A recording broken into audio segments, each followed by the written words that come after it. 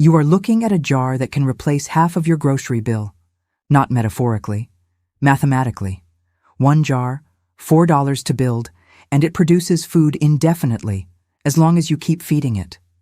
And families who still use this method, the old order communities of Lancaster County, Pennsylvania, have never once needed a single can of store-bought vegetables, pickles, or sauerkraut in their entire lives. After the last video, hundreds of you asked the same question. Clara, what about the rest of the grocery store? Not just meat, not just bread. What about everything else? I heard every one of you, and the answer is older than agriculture itself. Older than the wheel. Older than written language. Because the method I am about to show you was already ancient when the pyramids were built. And in 1908, an American sanitation inspector tried to destroy it. Stay with me, because what he wrote in his report explains exactly why your grandmother's pickle crock disappeared from American kitchens, and why it is about to come back. I need to tell you about a number first. 10,000 years. That is roughly how long humans have been using this exact process to turn ordinary vegetables into food that lasts for years without refrigeration, without electricity, and without a single chemical preservative. And once you understand the mechanism behind it, you will understand why an entire industry spent the better part of a century trying to convince you that it was dangerous. My name is Clara Root. My grandmother was raised outside Scottsbluff, Nebraska, during the years when half the country was standing in bread lines and the other half was watching their crops blow away in the dust. Her family did not stand in those lines, not because they had money. They had almost none. They survived because of a single piece of stoneware sitting in the corner of their cellar, and a process that nobody in town ever talked about out loud, because by then, talking about it had already become embarrassing. I want to take you back to where this method actually came from, because the story is bigger than a recipe, and once you hear it, you will never look at a grocery store shelf the same way again. Let's start with the jar itself, because this is where everything else makes sense. A fermentation jar is not complicated. It is a container, usually glass or stoneware, with one critical feature. It lets gas escape without letting air back in. That's it. That single mechanical detail is the entire secret. Inside that jar, vegetables submerged in a simple salt brine create an environment where naturally occurring bacteria, the kind already living on the surface of every cabbage leaf and cucumber skin you have ever touched, begin to multiply. These bacteria, mostly a family called lactobacillus, consume the natural sugars in the vegetable. As they eat, they produce lactic acid. And lactic acid is the reason this method works at all. It drops the pH low enough that the bacteria capable of spoiling food simply cannot survive. Meanwhile, the lactobacillus thrives in that exact acidic environment. It is, in the most literal sense, a tiny ecosystem that protects itself. This is not a theory. This is not folklore. This is the same biochemical process used to make sauerkraut, kimchi, traditional dill pickles, miso, and the sourdough starter sitting on your counter, if you have one. The food scientists call it lacto-fermentation. Clara Root's grandmother called it putting up the crock, and she did it every single autumn without fail, because she understood something most Americans have completely forgotten. A $4 jar, some vegetables you already grew or bought in bulk while they were cheap, and salt. That's the entire material cost. No canning lids, no pressure canner, no electricity, no freezer space.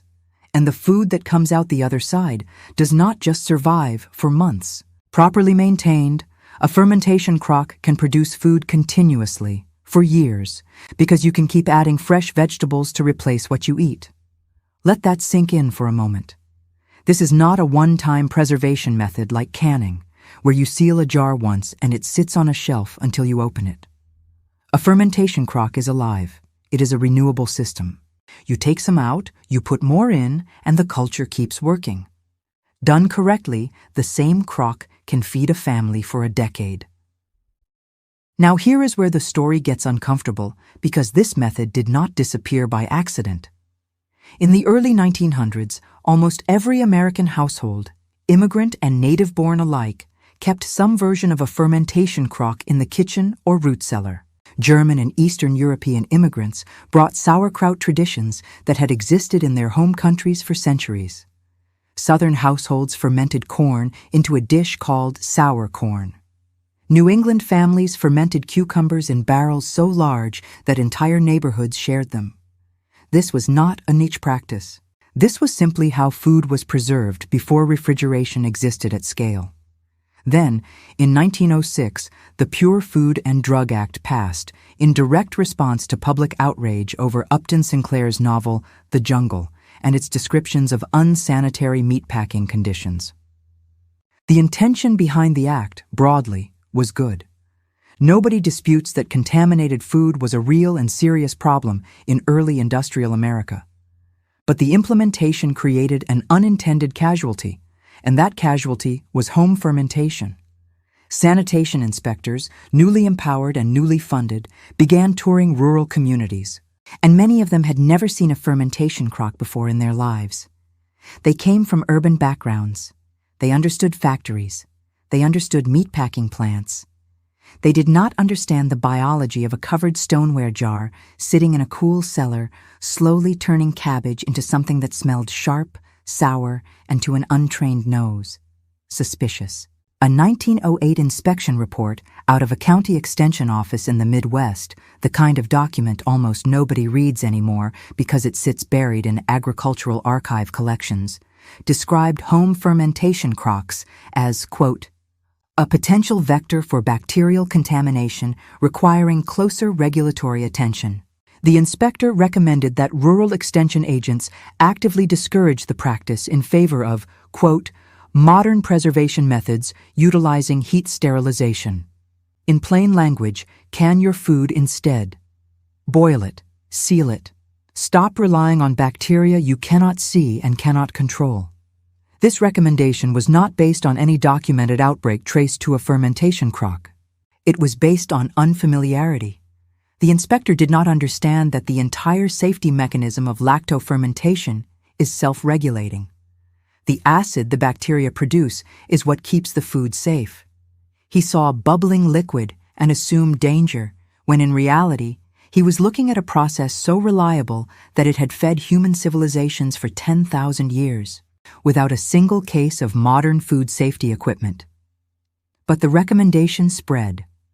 County extension offices across the country began handing out canning equipment, canning instructions, and canning competitions at county fairs. The Ball Corporation and other glass jar manufacturers, who profited enormously from selling canning jars and lids, had every financial incentive to support this shift. Canning required buying new lids every single season. Fermentation required nothing but salt and time. By the 1920s, home economics curricula taught in American schools featured canning prominently, and fermentation almost not at all. An entire generation of young women, the same generation who would go on to run households, through the Great Depression and World War II rationing, were taught a single method, and told it was the modern, safe, and correct one. Clara Root's grandmother did not attend those classes. She grew up on a homestead where her own mother had learned fermentation from a German neighbor, and nobody in that household particularly cared what an extension office pamphlet said. They kept the crock. And during the years when canning lids became scarce, expensive, or simply unavailable, which happened repeatedly through the Depression and the war rationing years that followed, that crock fed the family when neighbors who had abandoned the old method had nothing left to fall back on. This is the part of the story that almost nobody tells you, because it does not fit neatly into either side of the modern food debate. This was not a grand conspiracy with 4 powerful men meeting in a back room, the way some stories about suppressed knowledge unfold. This was something quieter and in some ways more troubling. An entire practical, free, self-renewing food system was pushed to the margins by well-meaning bureaucrats who simply did not understand the science behind it, combined with manufacturers who had every reason to encourage a method that required repeat purchases. The result was the same either way: A method that cost almost nothing was replaced by a method that required ongoing spending. And 2 generations later, most Americans have never fermented a single vegetable in their lives and assume, incorrectly, that any food left unrefrigerated and bubbling must be unsafe. Let me show you what you actually lost. The nutritional case for fermented food is not folklore either. It is, if anything, understated by how most people talk about it. The lactic acid bacteria that ferment your vegetables do not just preserve them, they transform them. Fermentation increases the bioavailability of certain vitamins, particularly vitamin K2, which is extremely difficult to obtain from any other plant source. It produces beneficial probiotic bacteria that support digestive health, the same category of bacteria probiotic supplement companies now sell in capsule form for considerably more than $4. Fermented cabbage, sauerkraut in its simplest form, was specifically prized by sailors on long ocean voyages because of its vitamin C content. Captain James Cook famously stocked his ships with sauerkraut precisely because his crews avoided scurvy on voyages where other ships lost men. This was documented, recorded naval history, more than 2 centuries before vitamin C was even formally identified as a nutrient. So we are not talking about a folk remedy with uncertain benefits. We are talking about a process with a documented nutritional track record stretching back through naval history, through European peasant tradition, through Korean and Chinese culinary history that predates written language in some cases, and through a biochemical mechanism that modern food science fully understands and fully validates. Now let me walk you through exactly how Clara Root's family built theirs, because this is simple enough that you could start today. The container itself can be almost anything that creates an airtight or near-airtight seal, while still allowing gas to escape.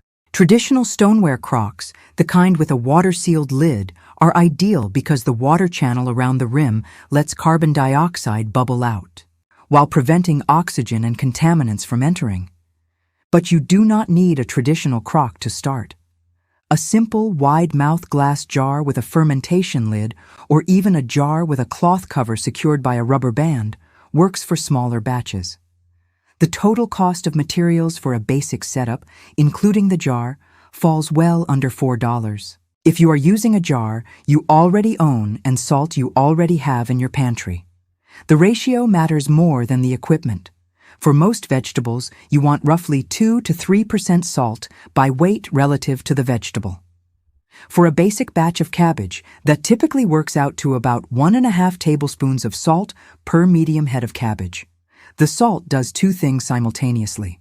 It draws liquid out of the vegetable through osmosis, creating the brine that submerges everything, and it creates an environment hostile enough to discourage the wrong bacteria while remaining hospitable to the lactobacillus strains you want. You shred or chop your vegetable, massage the salt into it by hand until liquid begins to release.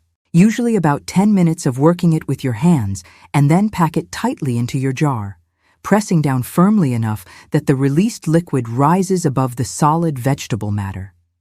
This submersion step is the single most important detail in the entire process. As long as the vegetable stays below the liquid line, oxygen cannot reach it, and the fermentation proceeds safely. If vegetable matter is exposed to air, that is where problems can begin, which is why traditional practice always used a weight, often a smaller stone or a smaller jar filled with water, to hold everything beneath the brine. From there, you simply wait. Room temperature fermentation typically takes anywhere from 3 days for a mild ferment to several weeks for a fully developed, shelf-stable product. The colder the environment, the slower, and often the more complex the flavor development. This is exactly why root cellars, naturally cool and stable, became the traditional storage location. You are not fighting against nature here. You are working entirely within it. Once fermentation reaches the stage you want, you can eat directly from the crock, replenishing what you remove with fresh vegetables and brine, essentially maintaining a perpetual system.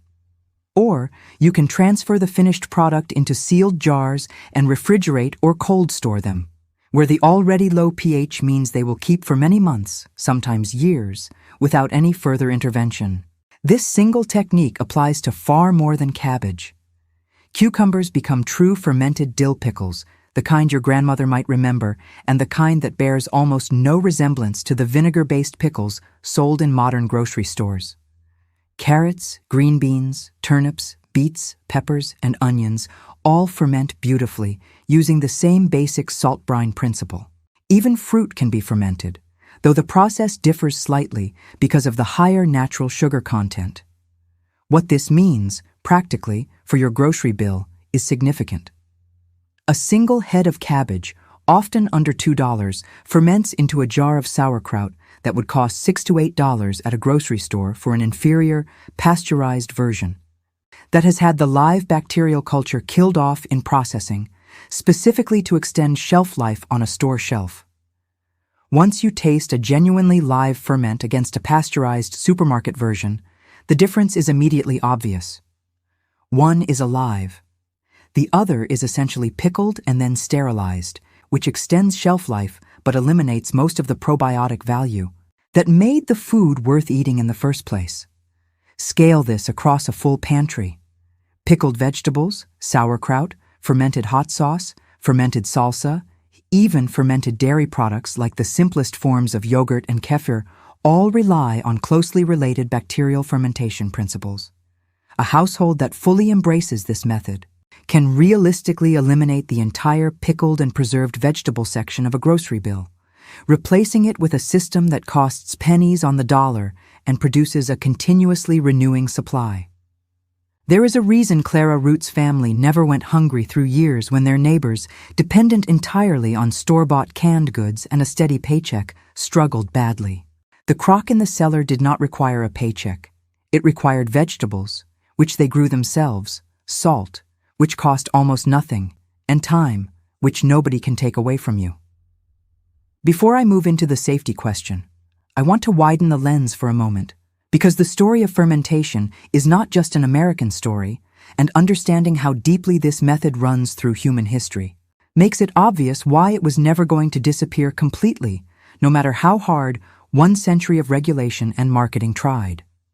In Korea, fermented vegetables in the form of kimchi date back well over 1,000 years, with some historical records suggesting fermentation practices on the Korean peninsula extend even further. Traditional Korean households built entire underground storage systems called jangdeokdae, specifically to house rows of fermentation crocks, because the practice was considered too essential to leave to chance. Korean grandmothers, like Clara Root's grandmother, understood that a properly maintained crock was not a luxury. It was the difference between a family eating through winter or not. In Germany and across Eastern Europe, sauerkraut traditions stretch back centuries, with some food historians tracing early versions of the method to laborers in ancient China who fermented cabbage in rice wine to preserve it during long construction seasons, far from any other food source. The technique spread westward along trade routes over centuries, adapting to local vegetables and local salt sources, until nearly every culture along that path had developed its own version of the same basic chemistry. In the Caucasus region, fermented dairy in the form of kefir was so closely guarded by local communities that, according to widely repeated regional folklore, the kefir grains used to start each new batch were considered a family treasure, never sold, only gifted or inherited, because losing your culture meant losing your ability to produce food. Families protected their fermentation starters the way other families protected land deeds. Even ancient Rome relied on fermentation extensively, not just for vegetables, but for a fish sauce called garum, produced through a controlled fermentation process and traded so widely across the Roman world that archaeologists have found garum containers shipwrecked across the entire Mediterranean basin. Roman military rations reportedly included fermented foods specifically because of their extended shelf life on long campaigns far from any supply line. What unites every single one of these examples, separated by thousands of miles and thousands of years, is the same basic biochemical principle Clara Root's grandmother used in a stoneware crock in her Nebraska cellar. Salt, vegetable, thyme, and naturally occurring bacteria doing work that no human technology has ever managed to replicate more efficiently, more cheaply, or more reliably. This is why the story of American fermentation's decline feels, to me, less like an isolated regulatory accident and more like a strange historical anomaly. For 10,000 years, across every inhabited continent, humans understood that this method worked, trusted it, and depended on it. It took less than 2 generations of American food policy and marketing to convince an entire population to forget it, replacing a free, self-renewing system with one that required a steady stream of purchased equipment. And here is the detail that I think about more than any other when I research this topic. The bacteria responsible for lacto-fermentation, the lactobacillus species working inside every fermentation crock on every continent throughout this entire history, are not rare. They are not exotic. They live, right now, on the surface of the vegetables in your own kitchen, on the cabbage in your refrigerator, on the cucumbers in your garden. You do not need to buy a starter culture. You do not need a laboratory. The exact bacteria responsible for 10,000 years of human food preservation are sitting in your kitchen right now, waiting for you to give them salt, water, and time. That is what was taken from an entire generation of American households. Not through a single dramatic law, but through a slow drift away from understanding, until people who had access to the exact same bacteria their great-grandparents used had no idea those bacteria existed, let alone what they were capable of doing. I want to address something directly, because every time I cover a topic like this, someone in the comments raises a safety concern, and it is a fair question worth answering honestly. Is fermented food actually safe? The scientific consensus, supported by extensive food safety research, is that properly executed lacto-fermentation is remarkably safe, specifically because of the self-protecting mechanism built into the process itself. The rapid drop in pH that occurs within the first several days of fermentation creates an environment where dangerous pathogens, including the bacteria responsible for botulism, cannot survive or reproduce. This is fundamentally different from improperly executed home canning, where insufficient heat or improper sealing can create low oxygen, low acid environments that are genuinely dangerous. Fermentation works in the opposite direction from that risk. The entire process is built around rapidly creating an acidic environment, and acidic environments are precisely what prevent the dangerous bacteria from establishing themselves. As long as you maintain the basic principles, adequate salt ratio, full submersion beneath the brine, and a reasonably clean working environment, the process essentially protects itself through chemistry, not through human vigilance alone. This is a critical distinction, and it is worth repeating because it explains why fermentation survived for 10,000 years across nearly every human culture on every continent, long before anyone understood bacteria, pH levels, or food science in any formal sense. People did not need to understand the mechanism to trust the method. Generation after generation watched it work reliably and passed the practice down because it simply did not fail them. Modern food science has only confirmed what those generations already knew through direct, repeated experience. So here is what I want you to take away from all of this. The method that quietly disappeared from most American kitchens over the past 100 years was not replaced because it was dangerous, inferior, or outdated. It was replaced because an entire ecosystem of well-meaning but uninformed regulation, combined with manufacturers who profited from the alternative, gradually pushed it to the margins until an entire population simply forgot it existed. You do not need a homestead to bring it back. You do not need a root cellar, though one certainly helps. You need a jar, some vegetables, salt, and the patience to let a process that has worked for 10,000 years do exactly what it has always done. If you start with one simple batch this week, even something as basic as a single head of cabbage turned into your first jar of sauerkraut, you will understand within days why families like mine never let this knowledge disappear completely. The smell changes. The texture changes. And what comes out the other side is food that costs almost nothing, lasts for months or years, and does something a sealed can sitting on a store shelf simply cannot do anymore. It stays alive. I want to hear from you.